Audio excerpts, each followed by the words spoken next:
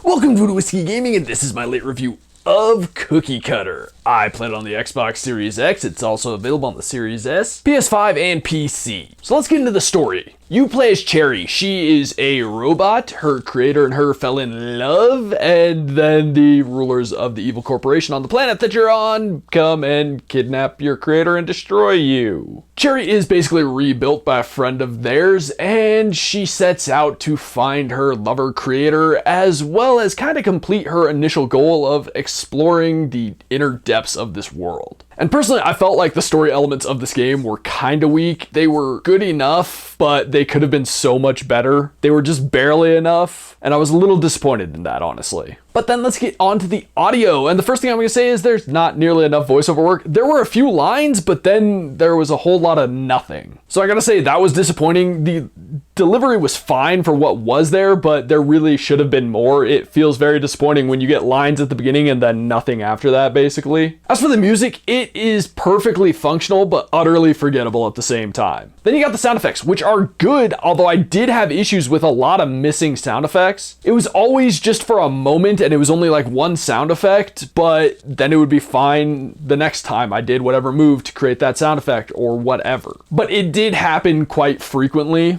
Now, as for the gameplay mechanics and whatnot, this is a metroidvania game. So you know the basic idea of what it is. You explore the map, you defeat enemies, you defeat bosses, you gain new abilities, you gain new attacks. Those allow you to go to new areas and explore new stuff to get new abilities to explore new areas. And overall, I think it works. It definitely does that well, but I felt like the combat had some flow issues. Specifically for me, it was with the finishers. Now, I've noticed finishers popping up in a few Metroidvania style games lately, and a lot of them it didn't necessarily matter, but in Cookie Cutter it actually matters. Because when you pull off a finisher, you get health and void back. Void is what allows you to do your heavier attacks and special moves. The problem is, you're busting out a combo and you have to stop. You have to stop at just the right time in order for the enemy to enter the state that you can finish them in. It's not random. It changes from enemy to enemy. It's based on their amount of health. But that having to pause can really destroy the flow of the combat. And like I said, it's something that you actually need because sometimes you're getting beat on by like 8 different dudes and you need that health, you need that void. So having to pause just destroys the flow of the combat, but not only that, it can very much leave you open to get attacked by another enemy. Or once you've finished your finisher, you're open for an attack by an enemy. So I just have issues with that because I really think it's a problem for the combat. They need to smooth that out. I will say it took me a while to get into the flow of the combat such that it is, but once I did, I got the hang of it and I got better at the game and I started to enjoy it more. But at no point in time did I think that it was as good of a flow as it could have been. But otherwise, it's exactly what you would expect. You get your double jumps, you get your ability to jump off walls,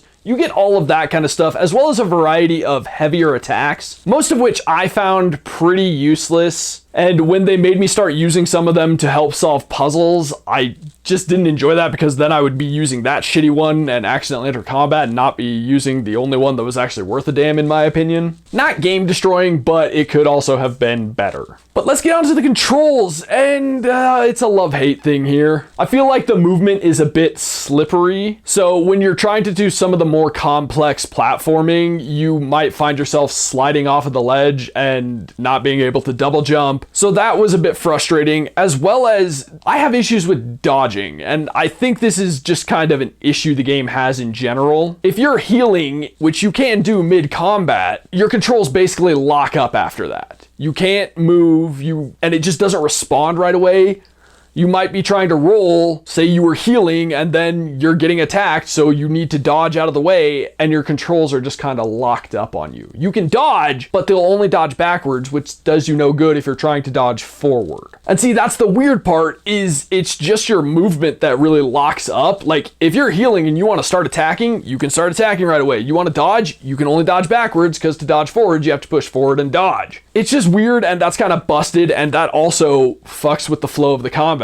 And apart from that issue, the controls are actually quite responsive and often do what you want them to do. For the most part, there were times where I didn't necessarily think it was working the way I needed it to, but generally not in a manner where I felt like it was completely ruining the experience. And then you have the graphics and visuals, and man, I love the art style of this game. As we all know, I've pissed and moaned about it quite a few times, about how indie games are all this pixel art stuff, and I'm kind of burnt out on that aesthetic. So having this like cartoon aesthetic and art style, I really enjoyed, and I really loved the animation of Cherry. For all of her attacks, for the way she slides down walls and her facial expression while doing that, you'd have to play it to see it, but she literally like slides her ass down the walls and it clearly is not comfortable for her. But the fact that they put that detail into her animation is awesome. The world is really cool and it fits with the whole aesthetic of the game. The different biomes you go into, which we're all used to seeing in metroidvania style games, are great, and I love that, you know, they're not necessarily brand new, but they do put their own twist on them. And then I halfway love the enemies too, because I think they're these weird, unique designs that fit in the world, but then they get really lazy with it, because they basically just color swap and enhance the size of the enemies the further you go in the game. And when you've put so much work into all this other cool art, it's like, why not keep going with that and make it actually unique? Like, everything else looks cool. Cherry is awesome. But then the enemies, you just feel like they got lazy there, and that's disappointing. Because based on what they've done so far, you can imagine that they would put so much more into them, or could have put so much more into them and given you a really cool variety of enemies. And then I'm gonna get into the glitches. The game crashed on me several times, which was obviously annoying and is never appreciated. And then I had this one weird glitch where enemies as well as hazards just wouldn't appear. I guess that's not accurate. They'd be invisible and they would only appear if like I hit them. Their shadows would be there, but they wouldn't. And it wasn't some like in-game thing that was supposed to be happening. It was very clearly a